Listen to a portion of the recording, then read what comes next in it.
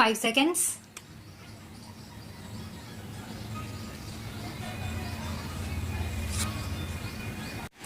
Mr. Vice Chairman, sir, I am thankful to you for allowing me to speak on this subject because it is better late than never. Of course, there are only a few points which I want to make here.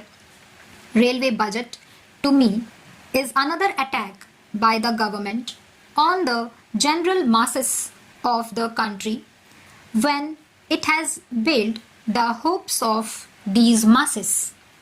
Railway is the only means by which the general mass of people can travel at comparatively cheaper rates.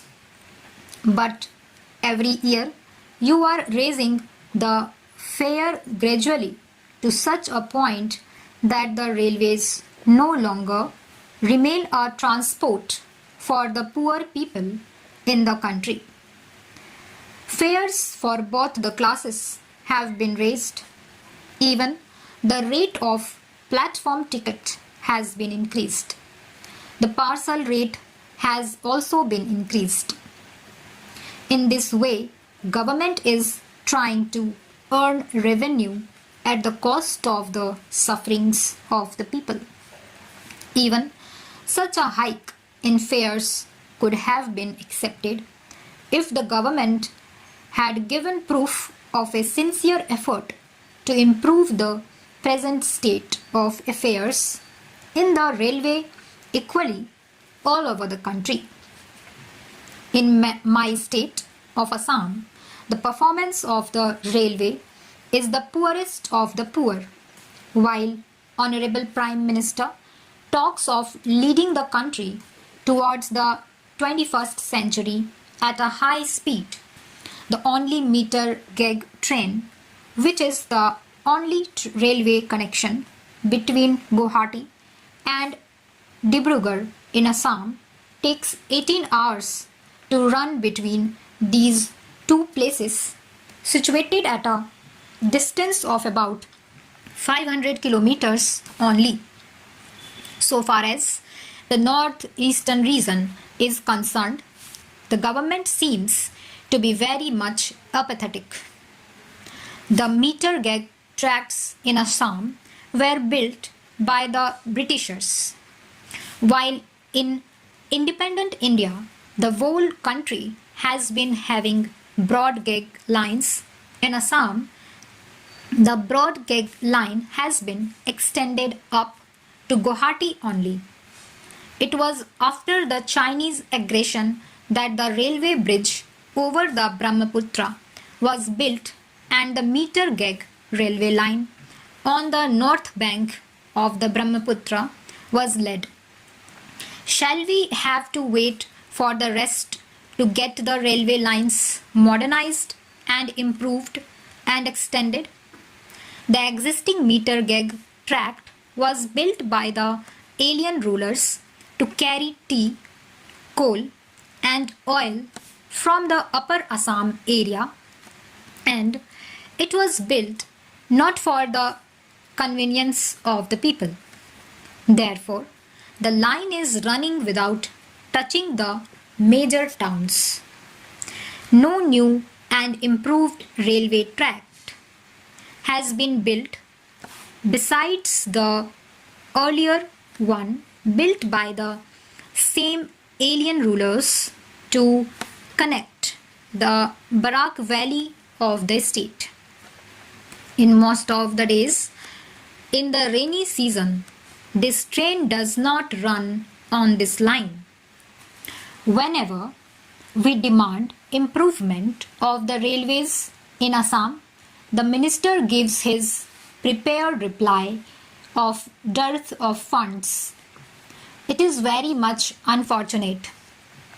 In 1971, the government assured us of establishing a railway division at Rangia. But now the government is trying to eat back its own words. Last year, when we met the railway minister, he replied that there was no proposal to start new division. But only in the case of Assam, this remark is applicable. The government has proposed new divisions in other states. I want to know why the government is taking such a stand in the case of Assam only.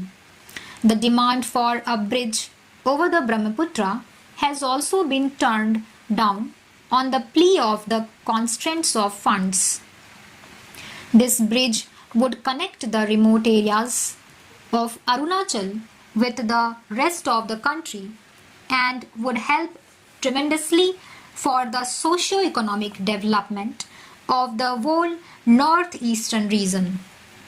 But the ministry is not paying heed to this necessity and demand.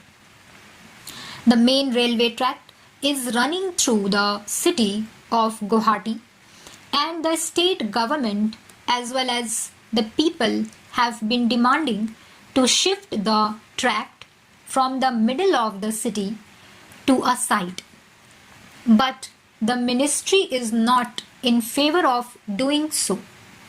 There are about 40 railway crossings in the state, but there are only a few flyovers.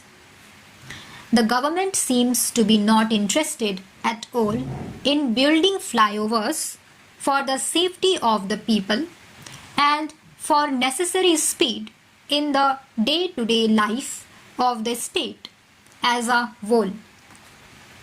In Assam, the railway train runs at the speed of a snail. It has dirty coaches without cushions, without catering, even without water and light sometimes. The number of coaches is also insufficient in comparison to the number of passengers. All coaches seem to be worn out. The doors and the windows of even some first-class coaches cannot be closed or shut down. The number of cancer patients in Assam is an alarming one, but the train connection with Chennai and Mumbai, who are unemployed where the cancer treatment can be had, is very poor, particularly for the unemployed. It is also notable that the local people of the northeastern region do not get employment in the railways. They are deprived of the avenues of employment in the railways. Stop.